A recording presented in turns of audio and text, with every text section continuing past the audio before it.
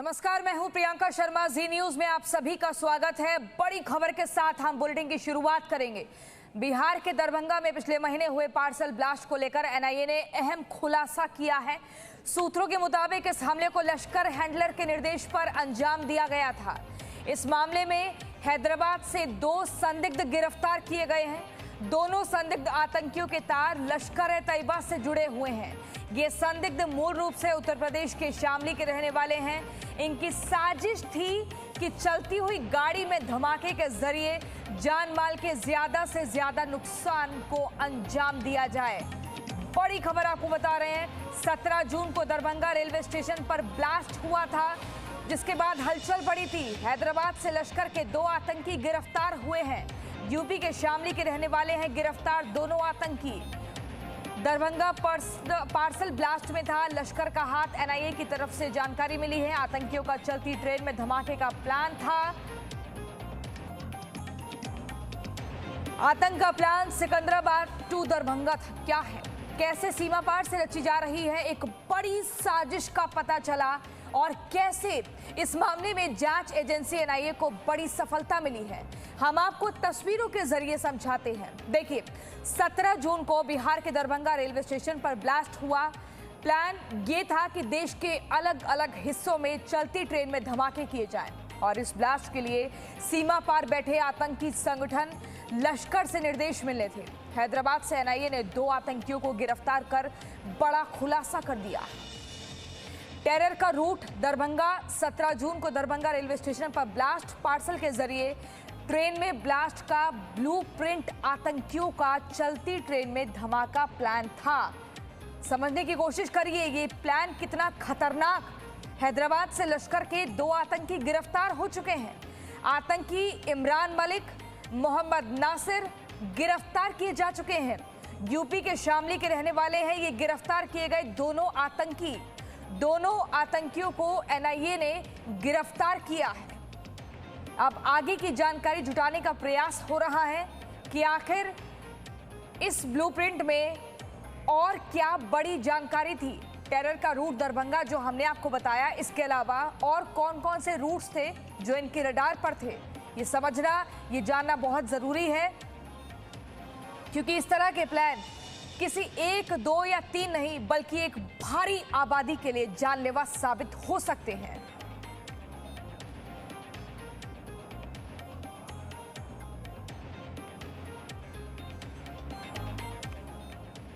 तो चलिए, अब इसी खबर पर हम ज्यादा जानकारी लेंगे। हमारे संवाददाताओं से पूछेंगे कि आतंक का प्लान सिकंदराबाद टू दरभंगा जो ये था, इसमें और क्या जानकारियां आ रही हैं। सबसे पहले आपको बता दें, ब्रिजेश मिश्रा हमारे संवाददाता पटना से हमारे साथ जुड़ गए हैं, प्रसाद भोसेकर संवाददाता हैदराबाद से, जितेंद्र शर्मा हमारे संवाददाता जी मीडिया न्यूज रूम से जुड़े हुए हैं। तो सबसे पहले ब्रिजेश मिश्रा, आपके पास आते हुए, जिस तरह के से ये दरभंगा में सबसे पहले हम 17 जून की बात कर रहे हैं जब वहां पर हमला हुआ, वहीं से कुछ एक ऐसा क्लू मिला था जो आज एक बड़ी कामयाबी एनआईए को हाथ मिली है। देखिए प्रियंका, इसको हमला आप नहीं कर सकते, हमले की साजिश कर सकते हैं जो किसी गलती की वजह से वो कामयाब नहीं हो पाया। आप देख सकते हैं, हम अपने विजुअल में भी दिखाएंगे, एक छोटी सी शीशी है और उसमें कुछ लिक्विड था। उस लिक्विड को सिकंदराबाद से भेजा जाता है दरभंगा में किसी मोहम्मद सोफियान के नाम पे। जब ये प्लेटफॉर्म नंबर 2 पे ट्रेन रुकती है, उसके बाद इसको ट्रॉली से उठा के और प्लेटफॉर्म नंबर 1 पे ले जाया जाता है पार्सल रूम में। वहां पे जो कुली था उसने वो सामान को फेंका, और फेंकने के साथ ही उसमें ब्लास्ट हुआ। वो कपड़े में लपेटा हुआ ये लिक्विड था, उसमें ब्लास्ट हुआ, वहां पे आग लगी। उसके बाद ये जांच शुरू हुई। जब जांच शुरू हुई उसके बाद ये अभी जो लिक्विड है वो एफएसएल कोलकाता में इसकी जांच हो रही है। लेकिन जब इसको एटीएस आंध्र प्रदेश, एटीएस उत्तर प्रदेश और साथ में एनआईए की टीम, आईबी की टीम, सब ने जब इसकी पड़ताल की तो खुलासे बहुत ही चौंकाने वाले थे। और प्रियंका, हम यहाँ पे बता दें कि जो आतंकवादियों का एक स्लीपर सेल होता है वो दरभंगा मॉड्यूल काफी फेमस है। अब एक समय था जब देश में कहीं भी आतंकवादी हमले होते थे उसका कनेक्शन दरभंगा से, सीमांचल से, यहाँ से मिलता था, क्योंकि ये इलाका जो है नेपाल बॉर्डर से सटा हुआ है और यहाँ से आतंकवादियों की आवाजाही बहुत आसान होती है। तो ये बड़ा मामला है। आखिर ये लिक्विड बम, क्योंकि एक बिल्कुल नया तरीका है आतंकवादियों का, और आप समझ सकती हैं कि दरभंगा से अब फ्लाइटें भी शुरू हो चुकी है, वहां से एयरपोर्ट भी काम करना शुरू हो गया है, और जिस तरीके से छोटी सी स्थिति में ये बम रखा गया है, लिक्विड बम है, हो सकता है कि वहां पे आतंकवादियों के पहुंच में पहुंचाना हो और उसको एक बड़े इस्तेमाल में उसको लाया जा सकता था, जो समय रहते उसको फेल किया गया। बहुत महत्वपूर्ण जानकारी आपने ब्रिजेश हमारे दर्शकों तक पहुंचाई है। लेकिन अब प्रसाद भूसेकर जी आपके पास आते हुए, हैदराबाद में जिस कदर 2 आतंकियों की गिरफ्तारी हुई है जिनका कनेक्शन यूपी के शामली से है, एनआईए के लिए कितनी बड़ी चुनौती था ये, और कहां से क्लू मिला जो ये गिरफ्तारी संभव हो पाई? बिल्कुल, जब से बिहार के दरभंगा में ये ब्लास्ट हुआ तब से जो बिहार की पुलिस है या फिर एनआईए है वो तार जुड़ने की कोशिश कर रही थी, और उनका जो इन्वेस्टिगेशन है उनको हैदराबाद लाया, और हैदराबाद में ये दोनों इमरान और नसीर उनको पकड़ने में कामयाब हुए। ये हैदराबाद के मल्लेपल्ली इलाके में रहते थे किराए के घर में अपनी माँ के साथ, और यहाँ पर एक छोटा जो है कारोबार करते थे, कपड़े का बताया जा रहा है। लेकिन अभी भी एक जांच का विषय है कि कैसे इन्होंने जो है एक्सप्लोजिव सिकंदराबाद रेलवे स्टेशन से दरभंगा पहुंचाया, और हमारे पास जो सीसीटीवी फुटेज आया है जिसमें साफ देखा जा सकता है कि किस प्रकार से एक गाड़ी से एक बड़ा सा पार्सल उतारा जाता है, और जो है सिकंदराबाद जो पार्सल ऑफिस है वहां से दरभंगा की ट्रेन में उसको लोड किया गया है, और बाद में दरभंगा में ये ब्लास्ट होता है। तो तेलंगाना पुलिस की काउंटर इंटेलिजेंस, एनआईए और जो है बिहार की पुलिस सभी मिलकर इस तथ्यों को जांच कर रही है, और खास करके ये जो हैदराबाद से तार जुड़े होना ये अपने आप में काफ़ी एक बड़ी बात हो सकती है। पुलिस, यहाँ की पुलिस और एनआईए इस बात की भी जांच कर रही है कि इनके साथ और कोई भी हो सकता है या इनके संपर्क में कोई आया है, तो इसकी भी जांच फिलहाल चल रही है। ठीक है जितेंद्र, आपके पास आने से पहले हम एक बार अपने दर्शकों को बता दें कि बर्निंग ट्रेन का पूरा ये ब्लूप्रिंट क्या रहा।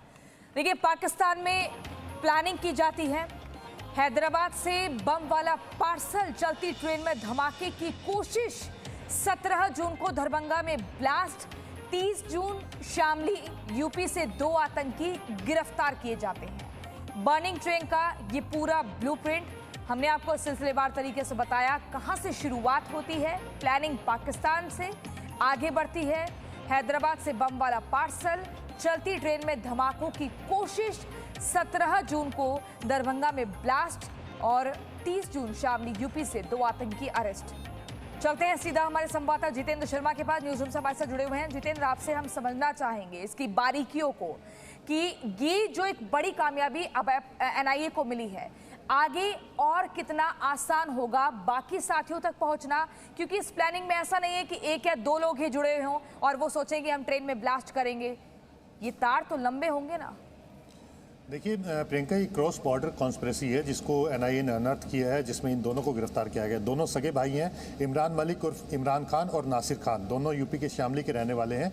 और इसमें सबसे अहम बात प्रियंका ये है कि जो ये बम प्लांट किया गया था, जो लोकल मेड आईईडी थी, इसकी ट्रेनिंग नासिर खान ने पाकिस्तान में लश्कर के आतंकियों के पास जाकर के ली थी। साल 2012 के अंदर नासिर खान पाकिस्तान गया था, वहाँ पर लश्कर के आतंकियों से मिला था और वहाँ पर आईईडी बनाने की ट्रेनिंग ली थी। आईईडी बनाने के काफ़ी सारे तरीके होते हैं, उनमें से जो एक लोकली जो केमिकल्स आप प्रोक्योर करके, यानी कि आप लोकल मार्केट से केमिकल लेकर के उससे आप किस तरह से आईईडी बना सकते हैं, इस बात की ट्रेनिंग ली थी। यानी कि 2012 से ही ये दोनों भाई लश्कर के आतंकियों के साथ जुड़े हुए थे और एक तरह से स्लीपर सेल के तौर पर ये काम कर रहे थे। और जब ये जो ब्लास्ट किया गया, जो कि एक लंबी कॉन्स्पिरेसी थी, जिसमें सिकंदराबाद से दरभंगा जो ट्रेन जा रही है, उस ट्रेन के अंदर कपड़े के अंदर लोकली मेड जो केमिकल्स हैं उसको लेकर के उससे आईईडी बनाई गई। और कपड़े के पार्सल के अंदर, क्योंकि दोनों कपड़े का व्यापार भी करते हैं और इसीलिए एक पार्सल भेजने के नाम पर उसके अंदर आईईडी छिपा करके उसको पार्सल किया गया। जो प्लानिंग थी वो पाकिस्तान से बनाई गई थी, लश्कर के आतंकियों ने बनाई थी। और प्लानिंग का जो मेन हिस्सा था वो ये था कि ट्रेन जो जा रही है उसी चलती ट्रेन के अंदर धमाका हो, जिसके बाद बोगियों में आग लगे और लोगों की जान जाए। ये हालांकि अच्छा हुआ कि ऐसा कोई बड़ा हादसा नहीं हुआ। जब ट्रेन दरभंगा पहुंच गई, वहां से जब पार्सल में इस पार्सल को फेंका जा रहा था, तब ये ब्लास्ट हुआ, जिसकी वजह से कोई बड़ा नुकसान नहीं हुआ। लेकिन कॉन्स्पिरेसी काफ़ी बड़ी रखी हुई थी। एनआईए का कहना है कि फिलहाल ये दोनों गिरफ्तारी हुई है, लेकिन इसके अंदर जितने भी लोग शामिल हैं वो सारे के सारे इस समय पाकिस्तान में बैठे हुए हैं, जो कि लश्कर के आतंकी है और उन्हीं के कहने पर ये साजिश को रचा गया था। दोनों आतंकी जो कि इमरान मलिक उर्फ इमरान खान और नासिर खान, ये दोनों इनक्रिप्टेड चैट के जरिए जो पाकिस्तान में लश्कर के आतंकी बैठे हुए उनसे ये बात कर रहे थे, उनसे लगातार टच में थे। इससे पहले काफ़ी सारी जो मदद है ये इस तरह से बैठ के कर चुके हैं, क्योंकि आतंकियों का इस तरह से स्लीपर सेल का एक मॉड्यूल होता है जो अलग अलग समय पर जो भी आतंकी आते हैं या उस तरह की वारदात करनी होती है उनकी मदद करते रहते हैं। ये जो प्लान किया गया है, ये जो आतंकी वारदात की गई है, ये भी लश्कर के कहने पर ये जो मॉड्यूल है, जो स्लीपर सेल्स है, इन्होंने इस आतंकी वारदात को अंजाम दिया है। अब इसमें क्योंकि आतंकी सारे के सारे पाकिस्तान के बाहर बैठे हुए हैं, इसलिए ये पता लगाना है बेहद जरूरी है कि और कौन कौन जो लश्कर के आतंकी थे वो कौन कौन लोग इसमें शामिल थे। क्या इसके पीछे पाकिस्तान की आईएसआई एजेंसी भी इसके अंदर शामिल थी या सिर्फ आतंकियों ने खुद से किया था, और भारत के अंदर क्या इनके साथ कोई और लोग भी हैं जहां से ये केमिकल लिया गया या किसी ने इनको और कोई चीज प्रोक्योर की, तो उस चीज के बारे में जांच की जा रही है। ठीक है जितेंद्र, बाकी हमारे सब सहयोगी भी बने हुए हैं, उनके पास भी जाएंगे, लेकिन इससे पहले एक बार फिर से हम आपको बड़ी खबर बता दें। बिहार के दरभंगा में पिछले महीने हुए पार्सल ब्लास्ट को लेकर एनआईए ने अहम खुलासा किया है। सूत्रों के मुताबिक इस हमले को लश्कर हैंडलर के निर्देश पर अंजाम दिया गया था। इस मामले में हैदराबाद से 2 संदिग्ध गिरफ्तार किए गए हैं। दोनों संदिग्ध आतंकियों के तार लश्कर-ए-तैयबा से जुड़े हुए हैं। ये संदिग्ध मूल रूप से उत्तर प्रदेश के शामली के रहने वाले हैं। इनकी साजिश थी कि चलती हुई गाड़ी में धमाके के जरिए जान माल के ज्यादा से ज्यादा नुकसान को अंजाम दिया जाए। इसी शीशी की लिक्विड से ब्लास्ट हुआ था।